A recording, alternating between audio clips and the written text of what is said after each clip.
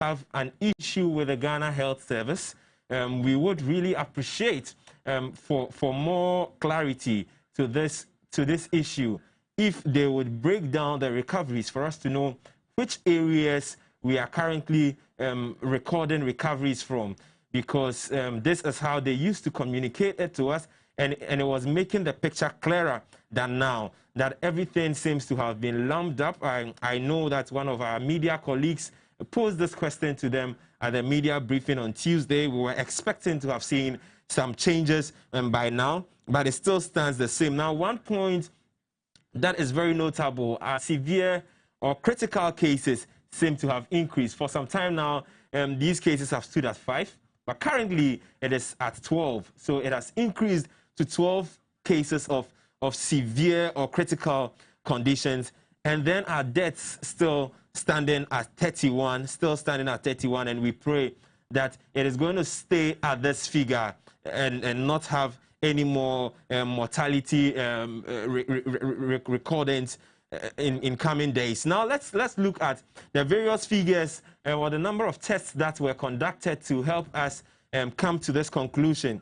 So as at now, total number of tests conducted, and for our producers, if you can have these figures on the screens from the archives page, the total number of tests that have been conducted so far, 192,194 tests conducted.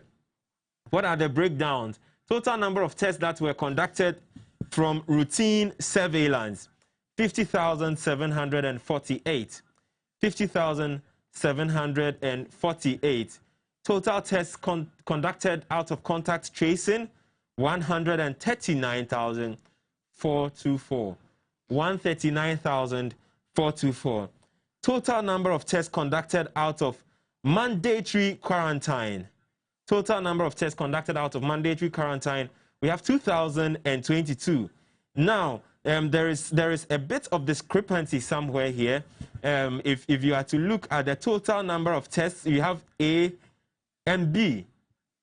A and B. Now, A talks about total number of tests, and B talks about total persons tested. Total persons tested. So as you can see on your screens, in the table, you have A and B. So under table A, if we look at mandatory quarantine, the figure stands at 2,022 tests. But if you are to come to the table, the B column, under total persons tested, the figure is 1,041. This is where I think there is quite a bit of discrepancy, which the health service would have to come forward and clarify to us. Is it that 1,041 people have been tested, or 2,022 people have been tested? If it's a mistake too, it has to be clarified as soon as possible. Now, what are the positivity rates that have been recorded out of these tests? Positivity rates recovered out of these tests. Now, positivity rates under routine surveillance, that is 4.1%. 4.1%. Contact tracing, 3.0%.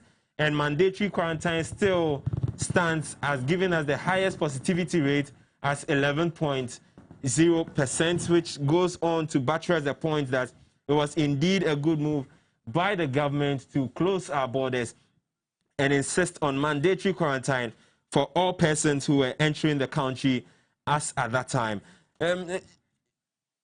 Morte, what is your stance on all this? What do these figures tell you as a media person? Yeah, when you look at these figures, Ghana Health Service, they are doing their best. You know, yesterday the information minister was saying that the COVID is here to stay with us. So all we need to do is adhere to the protocols, washing of hands, sanitizing your hands, and then social distancing protocols. But, you know, as we stand now, they are even trying to find a cure for the COVID-19, and they have even sent those scientific herbal doctors have been sent their request to government. The government should listen to them and then give them the opportunity to show what they can do. And if the government gives them an equal opportunity as the government is also giving to other sectors of the economy, I hope, you know, by next month we'll be able to find a cure for the COVID-19. But the Ghana Health Service are doing their best, and then I hope they continue and then the government will also support them with the adequate facilities they need. The frontline workers. We are losing some, but you cannot win a war, without losing a couple of souls. And then at the end of every war, they are innocent bystanders. So we will suffer the consequences, but at the end, we will win. Kudos to the Ghana Health Service for the fantastic job they are doing. Sam, you agree the Ghana Health Service is doing a fantastic job. Me personally, I get saddened by the fact any time I hear of a health person contracting this disease, because you know that in a country where the ratio of patient to doctor or patient to a health personnel is very, very wide.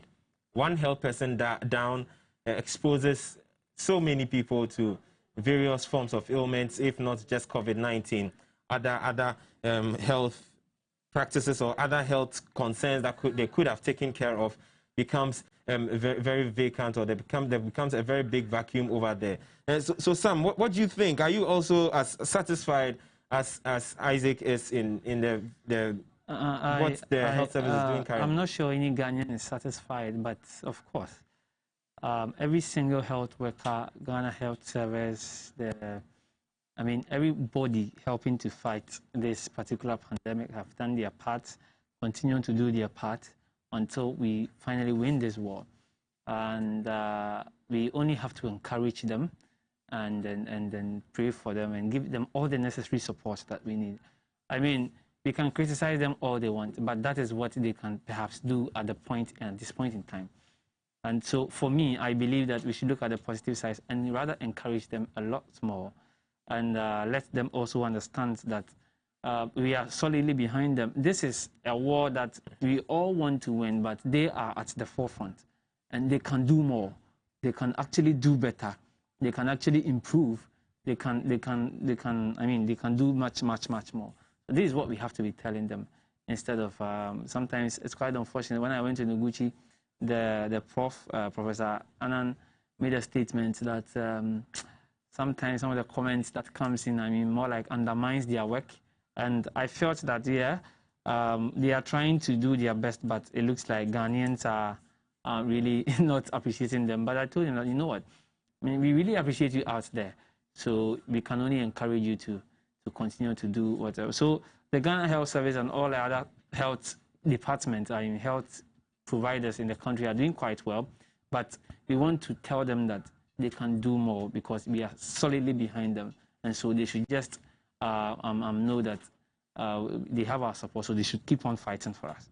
But when we look at one of the problems we are facing in this country, when these doctors and nurses graduate, they try to fly out of the country to practice in other countries.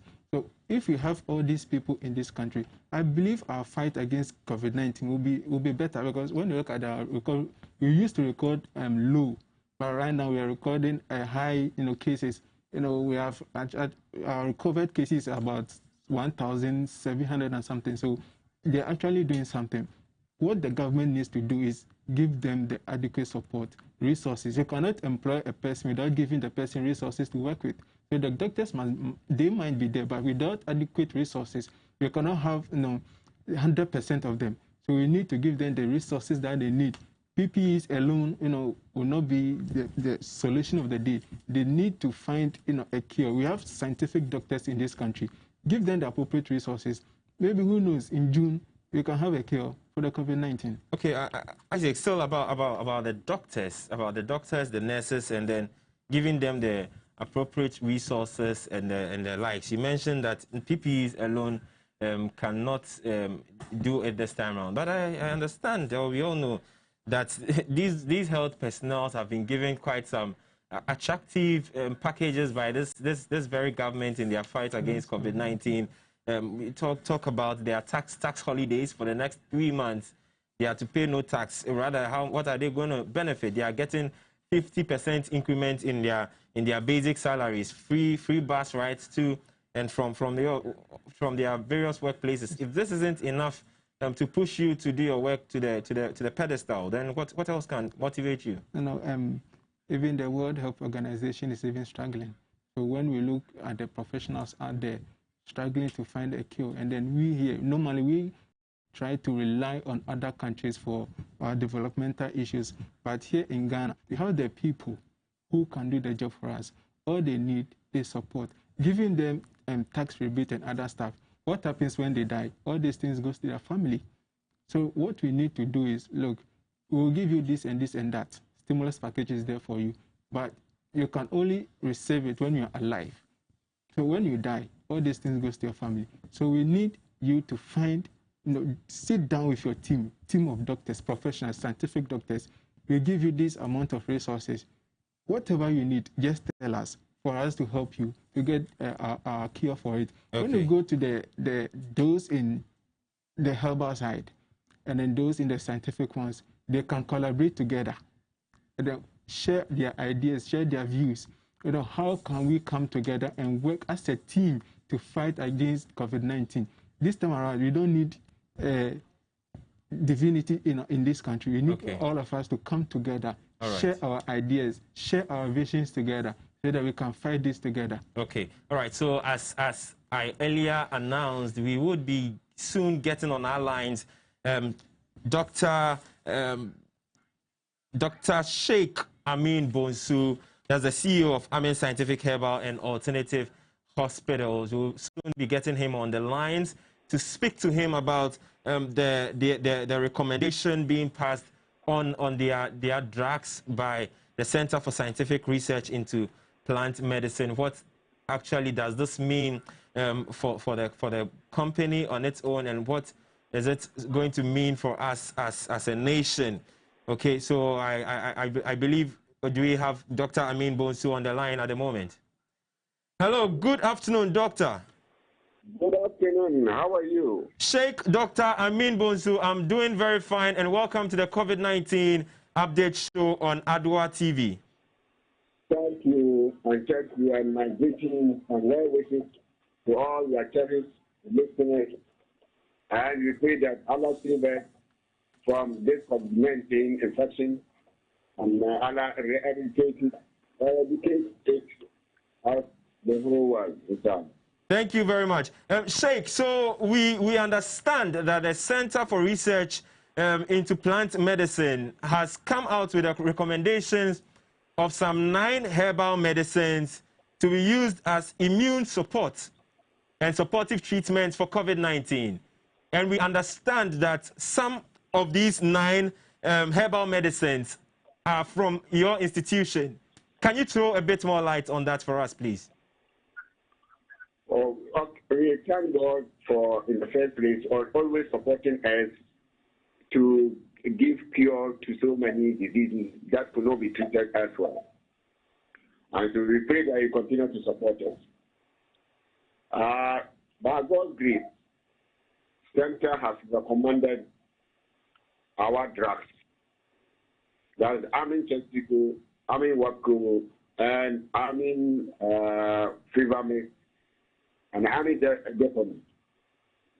Now we are not surprised because by Allah's grace, earlier on, we had used some of this medicine in treating people who had COVID-19 and on oxygen, critical conditions, or including all the symptoms, and most especially difficulty in breathing and chest pains, to the extent that people could not even work to wash away. They were at a die point, and oxygen was on them. By the grace, they were put on oxygen and equipment, that is ventilation and others. But when they got out medicine, within some few hours, they could breathe normal, and after taking our medicine for 3 days, they were normal, and after few days, at most 2 weeks, they tested negative. This thing, we have, the test, the laboratory test, which tested positive, and later on tested negative, even in America. And the same people also in our country. people who are in critical condition were all saved by us through this medication. Okay. So we are encouraged to that Center has also come out to recommend this medicine. Okay. What we are interested, we are very happy about it is, biology, this disease, this deadly disease, that could not be treated, and the whole world is battling about it. That has taken life of thousands of people. God has given us medication. Indeed. The nation, it has made us proud that we can get medication from here. Okay. The only thing that we can treat our authorities is that they speed up action so that inside this medicine come to help mankind and able to help, to boost the dignity of our nation and then also boost our economy. All right. Because when this medicine is accepted and people are coming to take and buy, the country's economy will be boosted. Okay, Doc. So that's what I'm trying to say. Shake, Doctor. So the various medicines we are talking about here are the Amen Depot mix, the fever mix, and then the Chestico capsules, right? Yes. Okay, so if you could throw a bit more light on these three medicines. We believe that even before COVID-19, these medicines were in the system. What exactly were these medicines being used for? Yes, this medicine before COVID-19 has been approved, has been analyzed in Mampong, KUSC, and has been approved by Food and Drug Board for especially the Chestico for chest pain and cough. And we have used this medicine for years. And when you go to market too, in Saudi Arabia, they also have mixed cough. And so you use this medicine to treat that. Mixed cough is Middle East respiratory syndrome of coronavirus. And that is what it prompted us that now we can also use this one to solve this coronavirus because they have that kind of coronavirus in Saudi Arabia. Now that one is different from this people, and that one is deadly.